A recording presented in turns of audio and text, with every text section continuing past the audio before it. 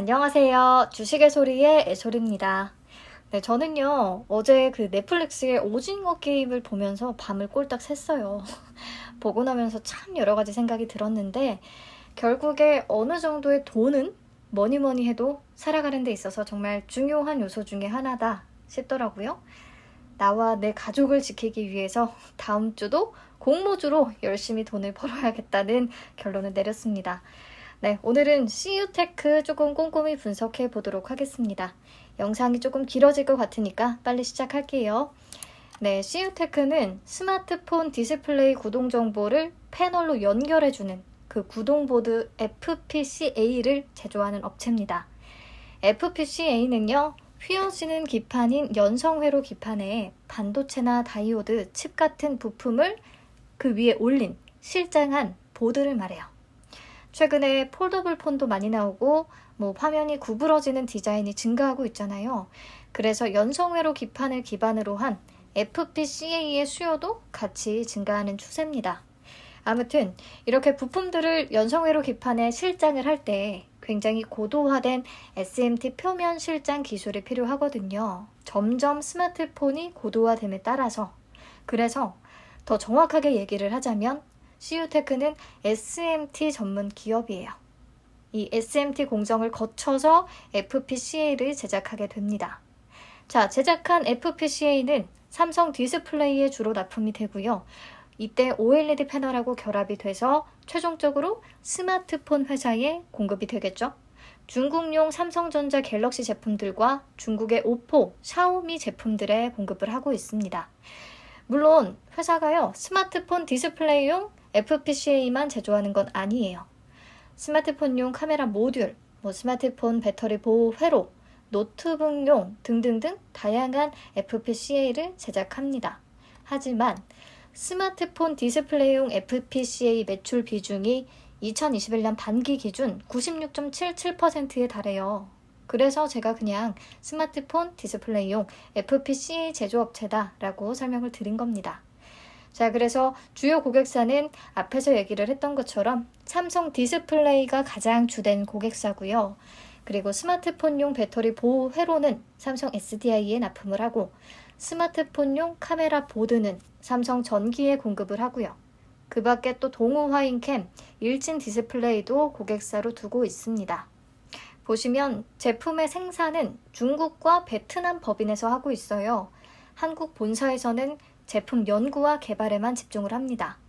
이 중에서 중국 동관법인은 삼성 디스플레이 동관법인에 FPCA를 납품하고 있는데요. 경쟁업체가 단 한 개뿐이라고 합니다. 동관의 A사. 스마트폰 부품은 사실 최종 엔드 유저가 한정적이라서 삼성전자, 지금 LG전자는 또 스마트폰 사업 철수한 상황이고요.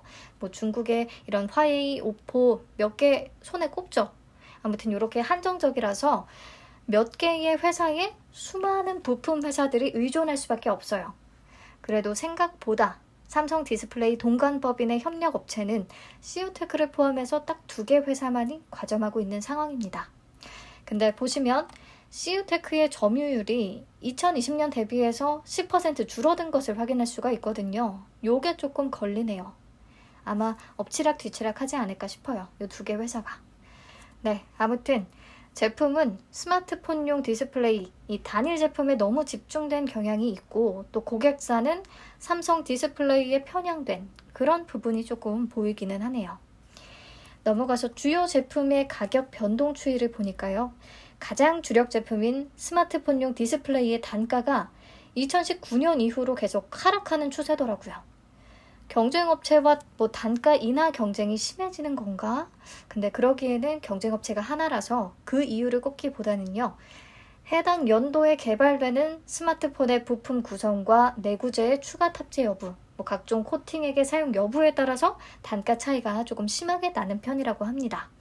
그렇다고 하면 매출에도 영향을 줄 수밖에 없지 않나 싶어요. 가장 주력 제품의 단가가 인하가 된다면 수주량이 늘어나는 것 대비해서 이익이 줄어들 수 있으니까요. 조금 이 부분도 신경이 쓰이기는 하네요. 네, 배터리 보호 회로는 반대로 그래도 가격이 상승하는 추세고요. 스마트폰용 카메라 보드는 작업이 단순화됨에 따라서 가격이 또 하락하는 추세입니다. 아무튼 그렇기 때문에 제품 포트폴리오를 다양화할 필요가 있겠는데요. 그래서 회사는 신성장 동력으로 차량용 OLED 디스플레이, 자율주행 카메라 모듈, 전기차 배터리, BMS, 관리 모드, 그리고 QD OLED용 FPCA 시장을 노리고 있습니다. 그 중에서 자율주행 카메라 모듈 쪽은요, 삼성 전기와 협력을 해서 개발하고 있는데 올해 초부터 납품을 이미 시작했다고 하니까요. 잘 정착하는지 좀 지켜볼 필요가 있겠습니다. 그래서 이번 공모 자금도 신사업 진출을 위한 베트남 공장 설비 증설에 쓸 계획이라고 하네요. 자, 그래서 여기까지 기업 내용을 정리하면요. CU테크는 SMT 기술을 활용해서 FPCA를 제조하는 기업이다. 주요 제품은 OLED 패널용 스마트폰 디스플레이 FPCA인데 단일 제품 의존도가 너무 높은 상황이다. 주요 고객사는 삼성 디스플레이고 중국 판매용 삼성전자 갤럭시 제품과 중국 오포, 샤오미에 최종적으로 공급이 된다. 하지만 삼성 디스플레이에 대한 매출 편중도 굉장히 심하다. 다행히 삼성 디스플레이 동관 법인의 경쟁업체는 한 개뿐인 상황. 하지만 주력 제품인 스마트폰용 디스플레이 FPCA의 단가가 인하되고 있어서 그 부분도 조금 신경이 쓰인다. 단순히 스마트폰용 부품 업체로서는 성장에 분명히 한계가 있기 때문에 자율주행 카메라 모듈이나 전기차 배터리 BMS 등 지금 노리고 있는 신사업 진출을 꼭 성공적으로 이뤄내야만 회사가 추가로 성장할 수 있다. 네, 이렇게 보시면 되겠고요.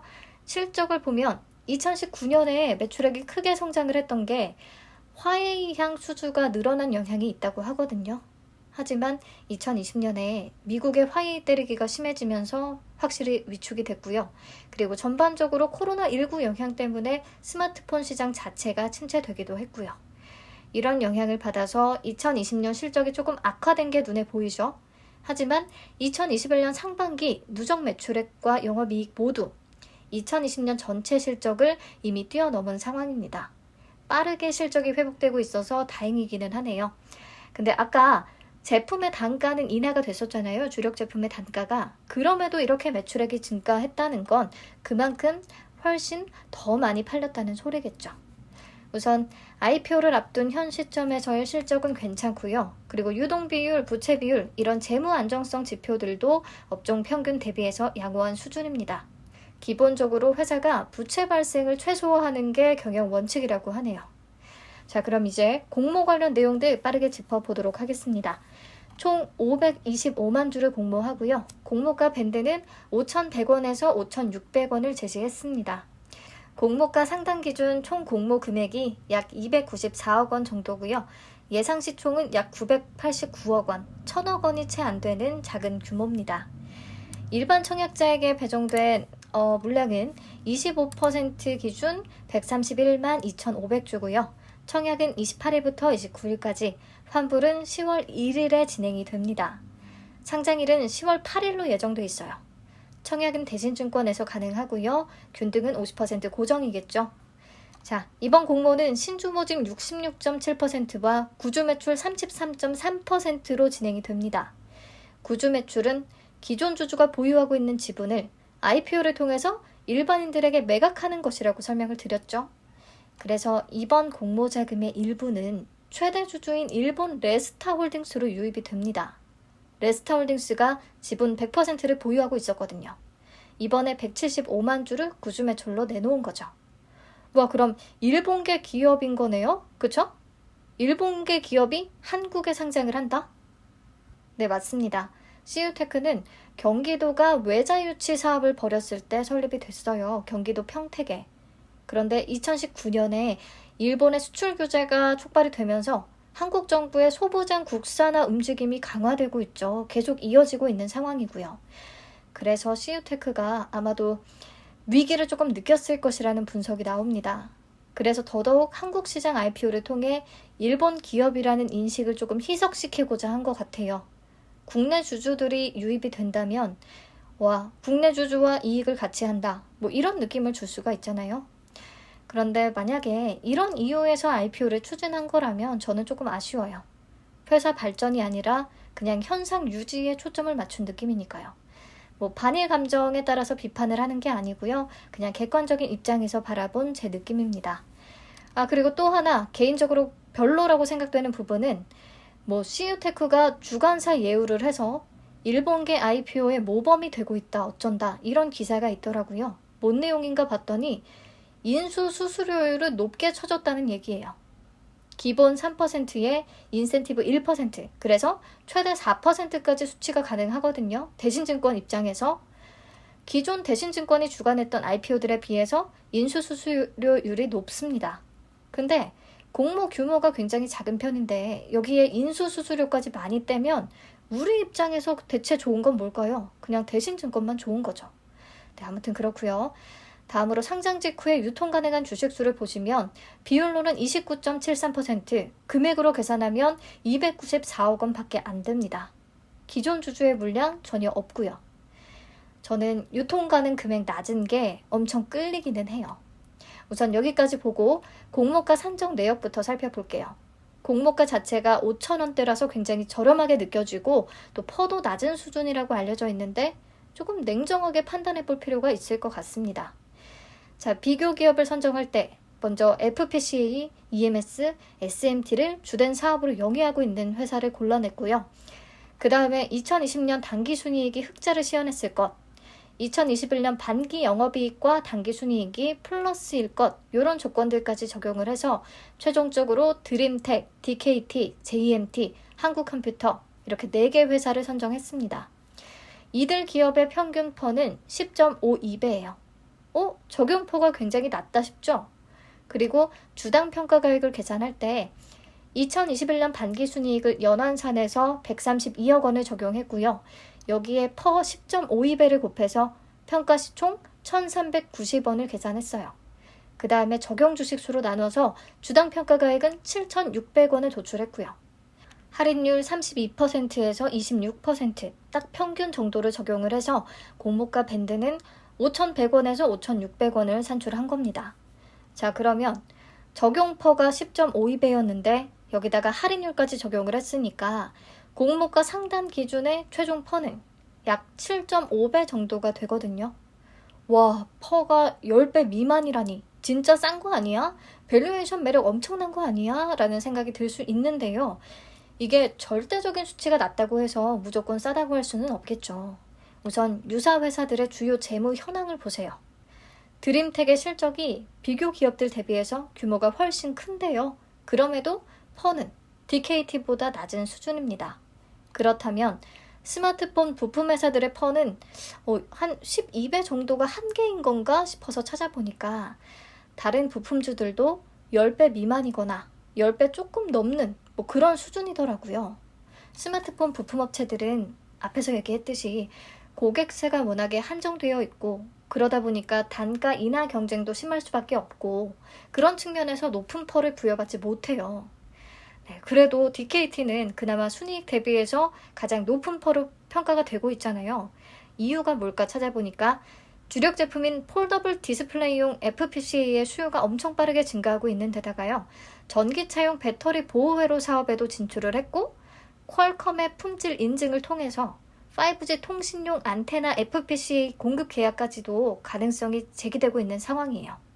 그러니까 기존 제품의 매출 뒷받침은 당연한 거고 신사업에 대한 기대감이 필요하다는 거죠.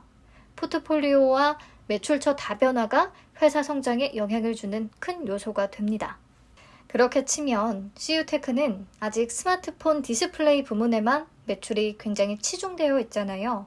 그래서 현 상황에서는 10배 이상의 높은 퍼를 부여하는 게 조금 이상하다고 봅니다.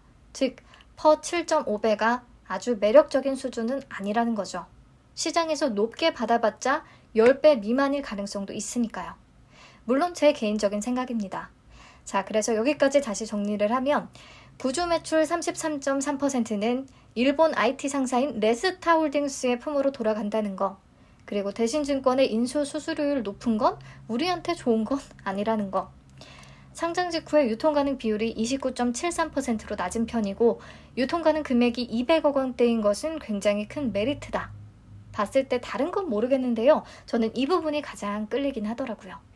그리고 공모가는 현재 매출 구조를 감안한다면 아주 싸다고 보기는 어려울 것 같다. 그렇다면 추진 중인 신사업의 가능성에 대한 평가가 가장 중요할 텐데 이 부분은 수요 예측 결과를 통해서 확인해 보면 되겠다 싶고요. 제가 유통 가능 금액 200억 원대를 계속해서 강조하고 있는데 왜 그러냐면 2021년에 진행된 IPO들 중에서 200억 원대였던 종목들의 성과가 매우 좋았거든요. 6개 기업 중에 4개가 따상에 성공했고요. 나머지도 시초가 2배는 달성을 했고요. 상장 당일에 200억 원에 달하는 주식이 다 매도 물량으로 나온다고 해도 매수세가 금방 받쳐줄 수 있기 때문에 주가가 쉽게 오를 수가 있는 겁니다. 스펙이 급등하는 것과 동일한 논리죠. 근데 보시면 의무보유 확약 비율이 전부 30% 이상을 달성했었거든요. 그래서 최종적으로 CU테크도 수요 예측 결과가 괜찮다면 특히 확약 비율이 15% 이상만 돼준다고 하면 굉장히 비례청약을 한번 시도해보고 싶은 종목 중에 하나예요. 그리고 상장일이 10월 8일, 현재까지 단독 상장이기 때문에 매력적인 부분이 있기도 하고요. 우선 확실한 장점, 유통 가능 금액 200억 원대인 거 요거 하나 체크해 두시면 되겠고요. 배정 물량하고 청약 한도 살펴보고 마치도록 하겠습니다. 총 132만 2,500주, 그래서 균등은 65만 6,250주가 되겠고요. 최근 바이젠셀이 12만 건 정도가 접수됐으니까 넉넉히 잡아도 균등이 추첨의 영역이 된다던가 그렇지는 않을 것 같아요. 하지만 주당 가격이 워낙 싸기 때문에 좀 많이 받아야 의미가 있다는 거 요건 알고 계셔야겠네요. 네, 청약 한도는 100% 기준 6만 5천 주까지 가능합니다. 공모가 상단 기준 1억 8,200만 원까지 청약 가능하세요. 온라인 수수료는 2,000원이 부과되고요. 최소 청약 수량은 10주고요.